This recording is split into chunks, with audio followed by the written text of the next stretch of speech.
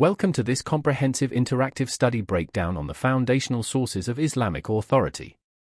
Today we will explore the life of the Prophet Muhammad, peace be upon him, the revelation of the Qur'an as the direct word of Allah, and the guidance provided by the Hadith and Sunnah. Understanding how these sources interact is essential for explaining Islamic law, Shari'ah, and moral principles applied in Muslim life today.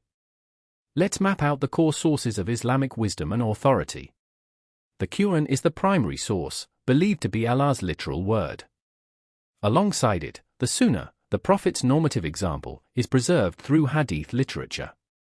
Together, these form the basis for Shari'ah law, which governs all aspects of a Muslim's life. Turning to our core study notes, the Hijra was a turning point.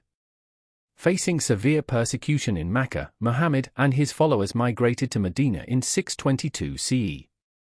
This event not only saved the early Muslim community but also established the first Islamic state. The Hijra marks the start of the Islamic calendar and demonstrates the importance of community and strategic relocation in Islam. The Prophet's life unfolds through key stages. Born in 570 CE into the Quraysh tribe, his early hardship shaped his concern for justice. At age 40, he received the first revelation from Angel Jibril, beginning 23 years of Quranic revelation. After the Hijra and establishment in Medina, he returned to Mecca in 630 CE, cleansing the Kaaba of idols.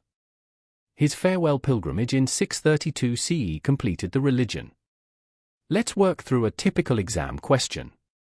To explain the relationship, start by stating the Qur'an as the foundational source providing universal principles. Then, show how Hadith supplements this with practical examples from the Prophet's life. For instance, the Qur'an condemns intoxicants, but Hadith tells us that khamr, wine, is clearly haram in any quantity.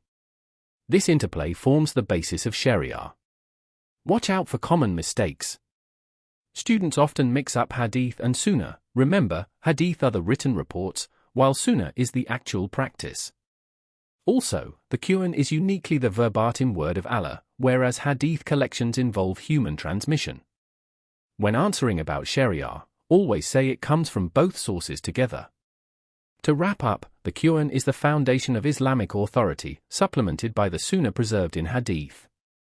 These sources together form Shari'ah, guiding Muslims in all aspects of life. Remember the Hijra as a pivotal event that shaped the early community. Keep these relationships clear in your exam responses to achieve top marks.